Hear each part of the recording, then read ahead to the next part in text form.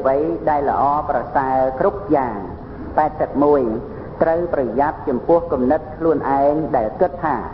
បើមានប្រាក់គឺមានអ្វីគ្រប់យ៉ាង82ត្រូវប្រយ័ត្នចំពោះចិត្តគិតចង់សប្បាយថែមទាំងត្រូវប្រយ័ត្នឲ្យណាស់ចំពោះរាគៈក្នុងចិត្តរបស់ខ្លួន83មនុស្សទន់ខ្សោយរមែងចាញ់ចំពោះភាពលួងលោមចំណែកមនុស្សរឹងប៉ឹងមានតែការដើរទៅមុខឆ្ពោះទៅរកសេចក្តីសម្រេច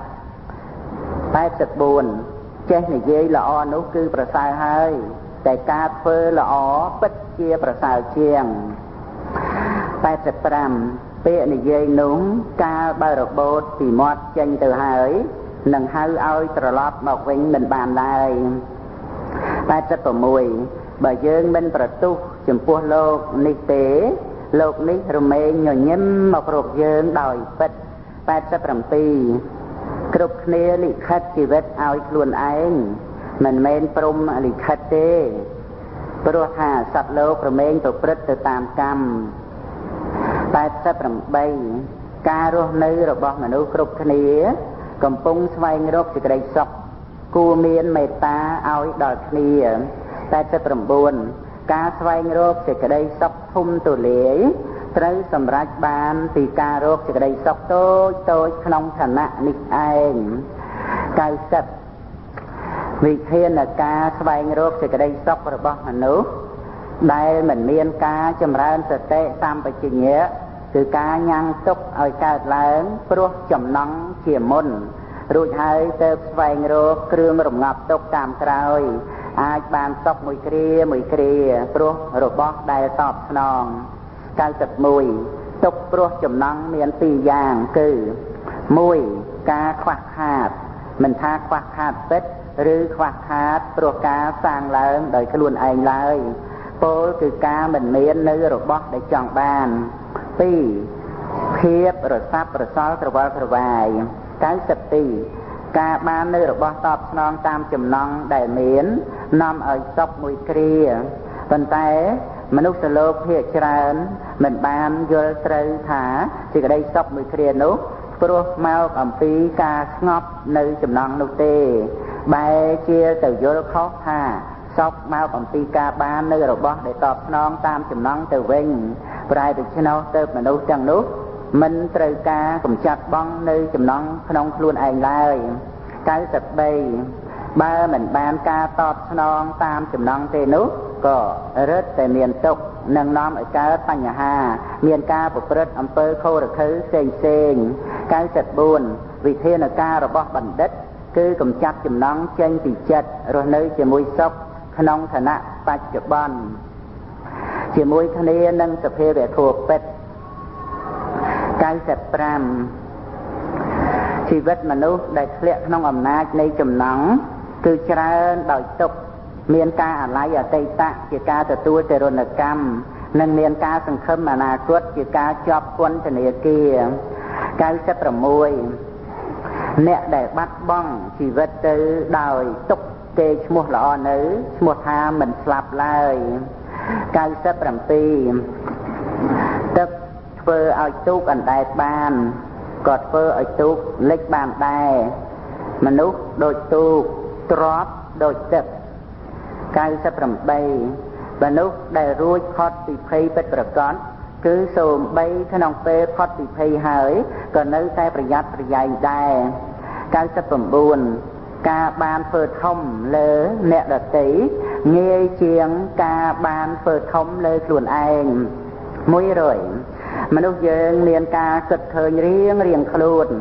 នេះជាធម្មជាតិនៃគំនិតដែលត្រូវតែប្លែកគ្នាជាធម្មតាបើយើងមើលឃើញគំនិតអ្នកដទៃថាគ្រាន់តែជាធម្មជាតិមួយបែបប៉ុណ្ណោះយើងនឹងមិនហួងហែងគំនិតរបស់គេនេះហើយជាកន្លែងសុខស្ងប់101មនុស្សយើងម្នាក់ឯងរៀងខ្លួនមកកើតនៅក្នុងโลกនេះលុះមកដល់ហើយក៏មានការជួបជុំគ្នាបើយើងធ្វើល្អឲ្យគេមិនបានទេយើងត្រូវធ្វើល្អឲ្យខ្លួនឯងតែម្នាក់ប៉ុណ្ណឹងក៏ល្មមដែរ102ការបែងចែកសេចក្តីសុខឲ្យអ្នកដទៃគឺជាវិធីបន្ថែមសេចក្តីសុខឲ្យខ្លួនឯង 103ធម្មជាតិគ្រប់យ៉ាងគួរដល់ការសិក្សាជាអត្តន័យនៃពាក្យថាលោកនេះជាកញ្ចក់សម្រាប់ឆ្លោះមើលខ្លួនយើង104គេនិន្ទាយើងគ្រប់គ្នាតែងទាស់ចិត្តតែតាមពិតយើងចូលចិត្តនិន្ទាគេ105សេចក្តីស្ងប់គឺជាសុខភាពរបស់ចិត្តឯការមិនស្ងប់រសាប់រសល់ក្តៅក្រហាយគឺជារោគរមាស់របស់ចិត្តវត្ថុកាមគុណគឺជាគ្រឿងសម្រាប់អេសព្រះវិន័យហាមអេសព្រះធម៌ជាថ្នាំព្យាបាល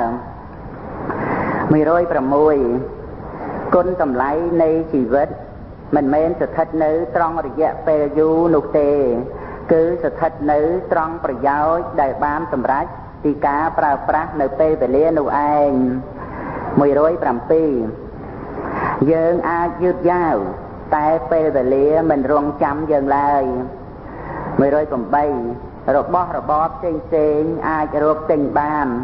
តែពេលវេលារកទិញពុំបានទេ109បច្ចុប្បន្នជាអនាគតរបស់អតីតហើយនឹងជាអតីតរបស់អនាគតឯអនាគតនឹងคล้ายជាបច្ចុប្បន្ន110បច្ចុប្បន្នមិនអាចបាននៅអ្វីអំពីអនាគតឡើយ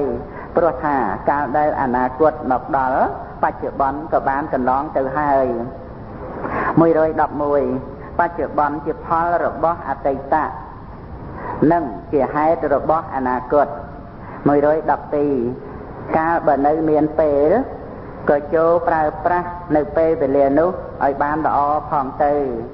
បើមិនដូច្នោះទេវានឹងត្រូវបាត់បង់ទៅទទេ113ធ្វើពេលវេលាឲ្យបាត់បង់ទៅទទេគឺជាការប្លន់ខ្លួនឯងឬជាការធ្វើនៅអត្តឃាត114យើងប្រយ័ត្នខ្លាចចោលលួចយកទ្រព្យសម្បត្តិហើយក៏ត្រូវប្រយ័ត្នខ្លាចទ្រព្យសម្បត្តិលួចយកពេលវេលារបស់យើងអស់ផងដែរ115យើងមិនត្រូវប្រើពេលវេលាទាំងអស់ដើម្បីតែទ្រព្យសម្បត្តិនោះទេបើមិនដូច្នោះទេដល់ទីបំផុតយើងត្រូវបាត់បង់ទាំងពេលវេលាទាំងទ្រព្យសម្បត្តិ116ពេលវេលានៃការអប់រំចិត្ត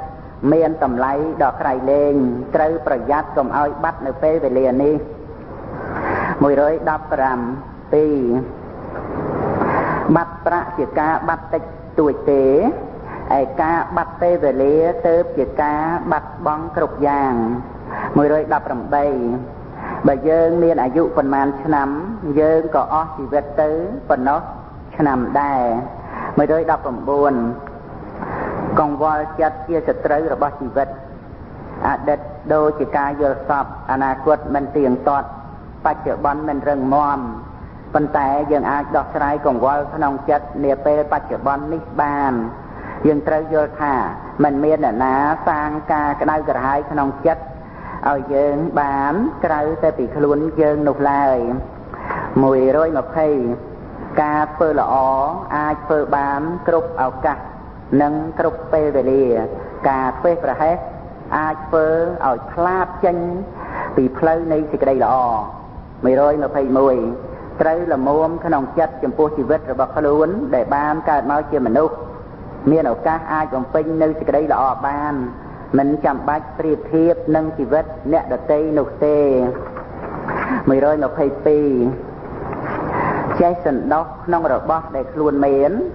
និងចេះល្មមក្នុងចិត្តចំពោះរបស់ដែលខ្លួនបាននេះជាជោគល្អបំផុត123ស្រវឹងនឹងរបស់ដែលខ្លួនមានវង្វេងនឹងរបស់ដែលខ្លួនបានគឺធ្វើគុកដាក់ខ្លួនឯង124បើដប់ចិត្តក្តៅសាបើមើលងាយការអន្ទះសាតាមក្រោយបើឃើញតែពិបានកុំសង្ឃឹមអ្នកឲ្យបើនិយាយភ្លួយនឹងអន់ថយការគោរព125បើចង់ស្រណុកត្រូវឲ្យនឿយពីក្មេងបើធ្វើអ្វីស្រេចតែចិត្តខ្លួនឯងអ្នកផ្សេងលេងខ្សែគប់បើធ្វើបាបជំនួសបុណ្យនឹងខាតទុនតទៅមុខ បើត្រូវការប្រាថ្នាសុខ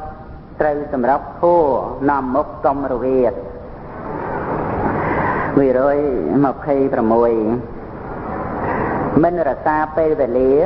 ស្មើគ្នានឹងធ្វើអត្តឃាតជួបហើយតែងព្រាត់ចិត្តហើយតែងឃ្លាតមិនសង្គ្រោះញាត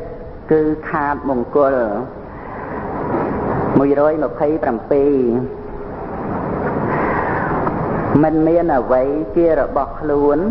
សូម្បីតែខ្លួនយើងដួលហើយត្រូវក្រោកឡើងទៅឲ្យដល់ស្នេហាជារឿងអំពុលរោគកលឈួតព្រោះហួងហែង28ទីសំណាក់ចុងក្រោយនៃជីវិតគឺឈាបបណដ្ឋានក្រោតនឹងគេប្រៀបបានបង្កាត់ភ្លើងដុតខ្លួនឯងរាគៈទោសៈមោហៈក្តៅខ្លាំងណាស់ភ្លើងអត់ផ្សែងបើមេត្តាចិត្តដូចធ្វើផ្ទះឲ្យខ្លួនឯងព្រះសម្ដែងព្រះមវិហារ29មនុស្សយើងពិតជារវល់រហូតដល់មិនមានពេលស្លាប់មែនឬ130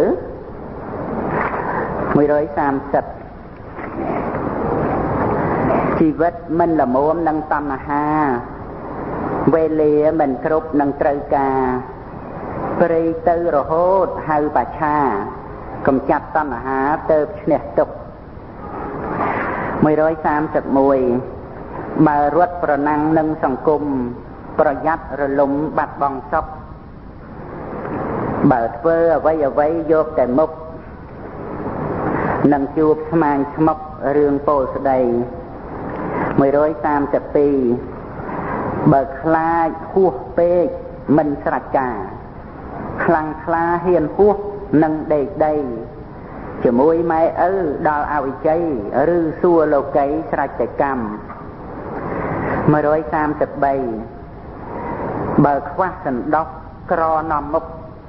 ចង់តែស្រណុកទុករងចាំធ្វើអ្វីខុសពីព្រះពុទ្ធផ្ដាំទទួលបាបកម្មប្រចាំប្រាណ134បើខ្វះគំនិតពិតអស់ផ្លូវគិតច្រើនពេកទៅ